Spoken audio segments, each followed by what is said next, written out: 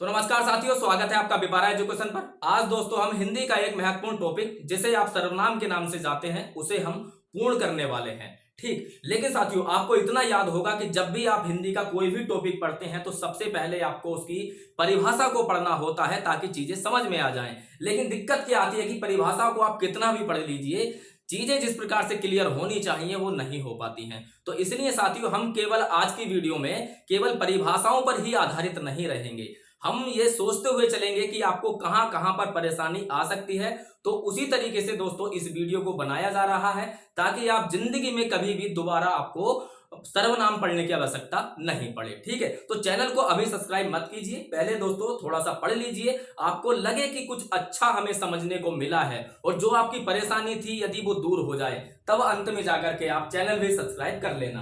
तो चलिए दोस्तों शुरुआत करते हैं सर्वनाम से। तो सर्वनाम में दोस्तों आपको परिभाषा देखने को मिलती है कि संज्ञा के स्थान पर प्रयुक्त होने वाले शब्दों को हम सर्वनाम कहते हैं। तो सर्वनाम शब्द का जो निर्माण है साथियों, जो इसका शाब्दिक अर्थ है वह होता है सभी का नाम। सर्व का मतलब हो गया सभी और नाम का मतलब नाम, यानी सभी का नाम। सभी के नामों के बदले में जो शब्द प्रयुक्त हो जाए उसी को हम सर्वनाम कहते हैं। अब दोस्तों सर्वनाम के भेद होते हैं 6, सर्वनाम के प्रकार होते हैं 6। अब दोस्तों ये प्रकार किस प्रकार से याद रखें, ठीक है, तो ये आपको दोस्तों थोड़ा सा याद रखना होगा क्योंकि ये तीनों आप एक साथ ही पढ़ते हैं ना, संज्ञा सर्वनाम विशेषण, इनको आप तीनों को एक साथ पढ़ते हैं। तो आपको कैसे करना है, पहले आप विशेषण के प्रकार अपने दिमाग में रखिएगा। विशेषण 4, संज्ञा 5, सर्वनाम 6, इस प्रकार से याद करेंगे 4 5 6, तो आप कभी भी नहीं भूलेंगे। और इतना याद रखना कि संज्ञा सर्वनाम एक साथ ही आता है। तो संज्ञा 5 प्रकार की है तो सर्वनाम संज्ञा के बाद आया तो 6 प्रकार का हो जाएगा। ठीक है, तो इस प्रकार से आप सर्वनाम के प्रकार भी याद कर सकते हैं। अब दोस्तों 6 प्रकार कौन कौन से होते हैं, 6 प्रकार दोस्तों आपको आप बोर्ड पर लिखे हुए दिखाई दे रहे होंगे।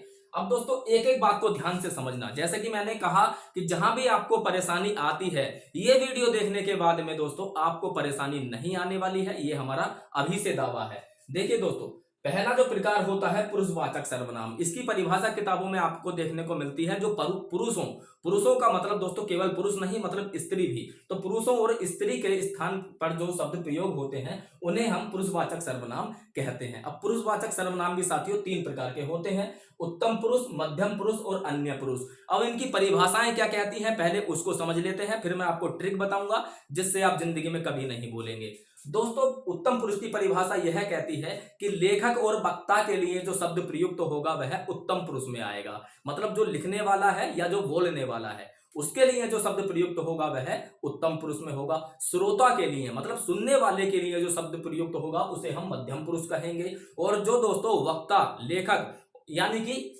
उत्तम पुरुष और मध्यम पुरुष, श्रोता और लेखक को छोड़ करके अन्य जो बचा उसे हम अन्य पुरुष की श्रेणी में ला देंगे। लेकिन दोस्तों जैसा कि मैंने कहा बात बिल्कुल क्लियर नहीं होती है। अब मैं आपको ट्रिक बताऊंगा। दोस्तों जैसा कि आपको मालूम है कि संसार घमंडी है, घमंड में अपने आप को ही महत्ता ज्यादा देता है। यदि किसी से पूछा जाए कि संसार में सबसे उत्तम कौन है तो जवाब क्या आएगा, मैं।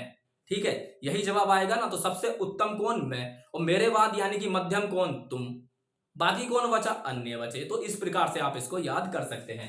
तो इसमें आप कहेंगे दोस्तों मैं, मुझे और दोस्तों हम, यानी कि मेरे जितने भी रूप हैं, मैं हो गया, मुझे हो गया, हम हो गया, हमको हो गया, हमें हो गया, जो भी है ना, ये सारे कहां आएंगे, उत्तम पुरुष में आएंगे। अब दोस्तों मैंने कहा उत्तम के बाद दूसरा यानी कि मध्यम कौन है, तुम। तो इसमें आ जाएगा दोस्तों तुम के सारे रूप, जैसे कि तू, तुम, तुम्हें, और उसके बाद में आप, आपको, ये सब आ जाएगा इसमें। आप दोस्तों निजवाचक में भी आता है, ये भी हम समझेंगे, एक एक बात को क्लियर करके चलेंगे जहां जहां आपको परेशानी आती है। दोस्तों ये दावा है कि जिंदगी में आप दोबारा कभी भी सर्वनाम पढ़ने के लिए बाध्य नहीं होंगे यदि आप इस वीडियो को पूरा देख लेते हैं। तो अभी शायद आपको थोड़ा अटपटा लगे, लेकिन थोड़ा देर मेरे साथ आप बने रहिए, मैं आपको समझा दूंगा कि कहां पर परेशानी आती है। ये प्रश्न लिखे हुए हैं लेकिन साथियों इसमें अलग अलग सर्वनाम है, इसलिए दोस्तों आपको यदि एक से लग रहे हैं तो आपको पढ़ना चाहिए। देखिए अन्य पुरुष में क्या पढ़ेंगे, अन्य पुरुष में जो भी बचा, यानी कि यह, वह, ये, वे, इसे, उसको, उनको, उन्हें, जितने भी प्रकार हैं, मतलब मैं के सारे रूप और तुम के सारे रूपों को छोड़कर जो भी बचा वो अन्य पुरुष की श्रेणी में आ जाता है। अब ये बात तो हो गई क्लियर। लेकिन दोस्तों आप जरा देखिएगा कि निश्चयवाचक सर्वनाम में भी यही कुछ आने वाले हैं, तो कैसे पहचान होगी अभी समझते हैं, एक सेकंड के अंदर अंदर इसको हम समझ लेते हैं। तो आशा करते हैं कि यहां तक तो आपको अच्छे से समझ में आ गया होगा। अब देखिए आगे क्या करना है। दूसरा बचता है दोस्तों निश्चयवाचक सर्वनाम। ठीक है, अब दोस्तों निश्चयवाचक सर्वनाम की परिभाषा क्या कहती है, मैंने कहा था मैं परिभाषा भी बताता हुआ चलूंगा और दोस्तों ट्रिक के माध्यम से, ताकि आप जिंदगी भर ना भूलें, उस तरीके को भी मैं आपको बताता चलूंगा। तो निश्चयवाचक सर्वनाम की जो परिभाषा कहती है वो दोस्तों यह कहती है कि दूर की या पास की वस्तु के लिए निश्चयात्मक तौर पर जो शब्द प्रयुक्त होता है वह निश्चयवाचक सर्वनाम कहलाता है। जैसा कि दोस्तों मैंने कहा ये, वे, यह और वह, है ना। निकट की वस्तुओं के लिए क्या आएगा दोस्तों, वे और वह, नहीं सॉरी ये और यह। निकट की वस्तुओं के लिए जैसे कोई चीज पास में है या पास में कोई व्यक्ति खड़ा है तो आप कहोगे ये है, पास में कोई वस्तु है तो आप कहेंगे ये, दूर कोई व्यक्ति है आप कहेंगे वह, या दूर कोई वस्तु है तो आप कहेंगे वे या वो। ठीक है, उस प्रकार से तो निश्चयवाचक सर्वनाम में ये सारी चीजें आ जाती हैं। लेकिन साथियों अभी आपने देखा कि ये शब्द आपके अन्य पुरुषवाचक सर्वनाम में भी आ रहे थे, तो आप यहां पर देख सकते हैं, यह पढ़ता है, वह खेलता है, यह मेरी बेटी है, वह माधुरी की पुस्तक है। तो परिभाषाओं से यदि आप समझें कि निजवाचक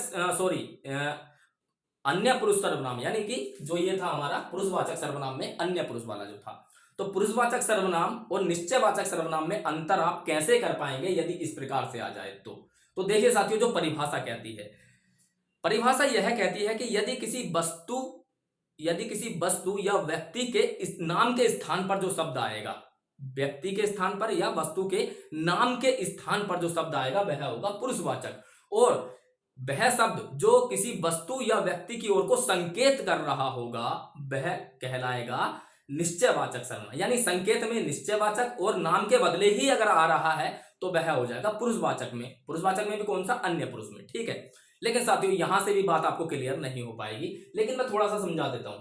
यह पुस्तक मेरी है, यह पुस्तक मेरी है, यह पढ़ता है, मैं गलत पढ़ गया साथियों, यह पढ़ता है ना। कौन पढ़ता है, यह पढ़ता है, यानी कि यह हटा के हम क्या देते, राम पढ़ता है, तो राम के बदले में आ गया ये, वह खेलता है। तो दोस्तों ये जो दोनों है ये हो गए पुरुषवाचक सर्वनाम।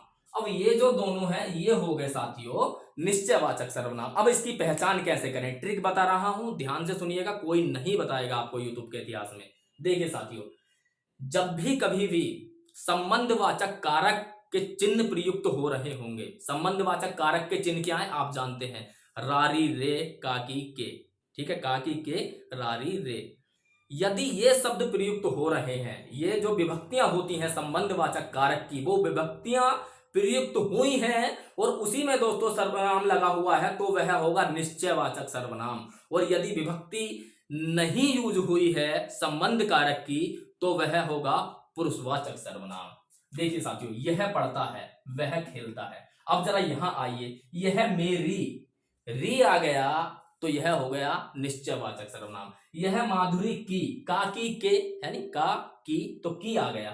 तो यदि संबंधवाचक कारक के साथ सर्वनाम का प्रयोग हो रहा है तब वह हो जाएगा निश्चयवाचक, और यदि दोस्तों संबंधवाचक के साथ नहीं हो रहा है तो वह हो जाएगा क्या, पुरुषवाचक सर्वनाम।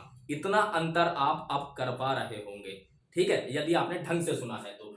अब पढ़ लेते हैं दोस्तों अनिश्चयवाचक सर्वनाम। बस कुछ ही देर में दोस्तों आपकी सर्वनाम की क्लास खत्म होने वाली है, और इस दावे के साथ कि जिंदगी में आप दोस्तों कभी भी आज के बाद सर्वनाम का दूसरा वीडियो नहीं देखेंगे, चाहे आप किसी भी बुक से तैयार कर लीजिएगा, चाहे आप केवल इसी वीडियो को देख लीजिए। अब देखते हैं अनिश्चयवाचक सर्वनाम। तो अनिश्चयवाचक सर्वनाम की परिभाषा भी वही होती है, बस इसका उल्टा कर दीजिए। दूर की या पास की वस्तुओं के लिए जो अनिश्चयवाचक सर्वनाम मतलब अनिश्चयात्मक शब्द प्रयोग होते हैं वह अनिश्चयवाचक सर्वनाम कहलाते हैं। इसमें क्या आएगा दोस्तों, इसमें केवल आपको फिलहाल तो दो याद रखने हैं, है ना, दो याद रखने हैं। कौन कौन से याद रखने हैं, कोई, और दूसरा रखना है दोस्तों कुछ, दूसरा याद रखना है कुछ। अब कोई के दोस्तों अलग रूप भी आ सकते हैं, जैसे दोस्तों कोई ना कोई, है ना, कोई ना कोई, या दोस्तों हर कोई, ये भी आपसे पूछा जा सकता है कि कौन सा सर्वनाम है, ठीक है। अब कुछ में क्या हो सकता है दोस्तों, कुछ में हो सकता है सब कुछ, और हो सकता है कुछ कुछ, फिर हो सकता है कुछ ना कुछ, और फिर हो सकता है, चलो इतना ही काफी है ना। कुछ के सभी रूप, जैसे दोस्तों वह सब कुछ देने वाला है, वह कुछ ना कुछ तो देगा जरूर, वह कुछ ना कुछ तो जरूर देगा, और वह कुछ कुछ देगा, है ना। जैसे कोई ना कोई आएगा, हर कोई आएगा, कोई आएगा। तो इस प्रकार के जो सर्वनाम है, ये जो शब्द है ये आएंगे किसमें आएंगे, ये अनिश्चयवाचक में। तो आपको केवल दो याद रखने हैं, कोई और कुछ। तो इसके सारे रूप और इसके सारे रूप क्या हो जाएंगे, अनिश्चयवाचक। ठीक है, तो यहां से आप दोस्तों इसको याद रख सकते हैं। ठीक है, अब है संबंधवाचक सर्वनाम। संबंधवाचक कारक की अभी हम चर्चा कर रहे थे, तो दोस्तों संबंधवाचक सर्वनाम भी होता है ना। कारक के तो चिन्ह मैंने आपको बता दिए, रारी रे काकी के, है ना, वो आप समझ चुके हैं। और संबंधवाचक कारक में क्या होगा दोस्तों, संबंधवाचक कारक में केवल और केवल दोस्तों आपको दो याद रखने हैं, जैसे यहां याद रखे थे, जैसे सो और जो। केवल इतना ही पूछ लिया जाता है कि निम्नलिखित में से ये जो शब्द है ये है कौन से सर्वनाम है, सो और जो। तो आप क्या कहेंगे दोस्तों, ये है संबंधवाचक सर्वनाम। ठीक है, कैसे है देखिए, संबंध बताते हैं, ये संबंध बताते हैं, कैसे बताते हैं, जो बोएगा सो काटेगा, जो बोएगा सो काटेगा, जो करेगा सो भरेगा। ठीक है, संबंध हो रहा है, जो करेगा सो भरेगा, जो काटेगा, जो बोएगा सो काटेगा, इस टाइप से, है ना। तो इस टाइप से जो पूछा तो आपको याद रखना है दो, सो और जो। अब बात करते हैं निजवाचक सर्वनाम की, तो इसमें आप याद रखेंगे, आप अपने लिए जो शब्द प्रयुक्त करते हैं, एक आप हमने पढ़ा था साथियों अभी पुरुषवाचक सर्वनाम के मध्यवाचक भाग में, है ना। मध्य जो पुरुष था, मध्यम पुरुष, मध्यम पुरुष में हमने देखा था आप आया था। तो वहां पर जो आप आ रहा है वो तुम के लिए आ रहा है ना। उत्तम कौन, मैं, और मध्यम में कौन, तुम। तो तुम की श्रेणी में जो आएगा, जैसे तुम क्या कर रहे हो की जगह आप क्या कहोगे, आप क्या कर रहे हो। तो यहां जो आप आया वह होगा तुम के लिए, लेकिन आप यहां पर होगा खुद के लिए। ठीक है, जैसे इसके और क्या क्या हो सकते हैं, खुद हो सकता है, स्वयं हो सकता है, स्वतः हो सकता है ना। आप किस प्रकार से प्रयोग होगा, यह काम मैं आप ही कर लूंगा, मतलब खुद ही कर लूंगा, स्वयं ही कर लूंगा, या स्वतः ही कर लूंगा, तब हो जाएगा दोस्तों वहां पर निजवाचक। निज मतलब स्वयं के लिए जो शब्द प्रयोग होगा, है ना। तो आप दो जगह प्रयोग हो सकता है, आप क्या कर रहे हो में हो जाएगा पुरुषवाचक सर्वनाम, यह काम मैं आप ही कर लूंगा में हो जाएगा निजवाचक सर्वनाम। और यदि ये शब्द आपको मिल जाए, स्वतः, स्वयं और खुद, है ना, तो ये तो अपने आप में ही निजवाचक हो जाएंगे। अब देखते हैं प्रश्नवाचक सर्वनाम। तो प्रश्नवाचक सर्वनाम में भी केवल आपको दो ही याद रखने हैं। कौन कौन से याद रखने हैं, एक रखना है दोस्तों, एक रखना है कौन, और एक रखना है क्या, बस। कौन आया है, कौन आएगा, वह क्या है, या फिर दोस्तों दूध में क्या गिर गया। तो क्या यानी कि सवाल, कौन यानी कि सवाल, प्रश्न, तो इसलिए इन्हें प्रश्नवाचक सर्वनाम कहा जाता है। ठीक है, अब दोस्तों सब एक बार पूरा रिवीजन अगर हम कर लें, तो सर्वनाम के 6 भेद, 6 भेदों में दोस्तों सबसे पहले पुरुषवाचक सर्वनाम, पुरुषवाचक सर्वनाम के भी 3 भेद, जिसमें देखा उत्तम पुरुष यानी कि मैं, मध्यम पुरुष यानी कि तुम, अन्य पुरुष यानी कि वह। उसके बाद में हमने देखा निश्चयवाचक सर्वनाम, दूसरे नंबर का निश्चयवाचक सर्वनाम में यह, वह, ये और वे, 4 आपको याद रखने हैं बस। ठीक है, दूर की वस्तुओं के लिए वह और वे, और पास की वस्तुओं के लिए ये और यह। उसके बाद में हमने अनिश्चयवाचक सर्वनाम पढ़ा, जिसमें केवल आपको 2 ही याद रखने थे, कोई और कुछ। उसके बाद में दोस्तों तीसरे के बाद चौथा पढ़ा संबंधवाचक सर्वनाम, केवल 2 ही पढ़ने थे, सो और जो। उसके बाद में हमने पढ़ा दोस्तों निजवाचक सर्वनाम, इसमें दोस्तों अपने आप के सारे रूप, आपके सारे रूप, यानी कि स्वयं, खुद, स्वतः, ये सारे क्या हो जाएंगे, निजवाचक सर्वनाम। उसके बाद पढ़ा दोस्तों प्रश्नवाचक सर्वनाम, इसमें भी केवल आपको 2 ही याद रखने हैं, कौन और क्या। तो इस प्रकार से दोस्तों हमारा पूरा कॉन्सेप्ट क्लियर हो जाता है जब हम इस प्रकार से पढ़ लेते हैं। तो आशा करते हैं दोस्तों कि अब आपको शायद सर्वनाम का दूसरा वीडियो ना देखना पड़े। यदि दोस्तों अब मैं आपसे कहूंगा कि मेरा पढ़ाया हुआ आपके समझ में आया है, तो निवेदन है कि चैनल को आप सब्सक्राइब कर लीजिए, वीडियो अच्छा लगा है तो लाइक भी कर दीजिए, और दोस्तों अपने सुझाव आप इसी वीडियो के कमेंट बॉक्स में दे सकते हैं। और यदि आप पूरे हिंदी का रिवीजन करना चाहते हैं तो इसी वीडियो के डिस्क्रिप्शन में दोस्तों लिंक आपको पूरी हिंदी का मिल जाएगा, वहां से जाकर के आप पूरा कवर कर सकते हैं। किसी भी परीक्षा की आप तैयारी कर रहे हैं जिसमें हिंदी आती है। तो चलिए दोस्तों, मिलते हैं अगले वीडियो में, तब तक के लिए नमस्कार।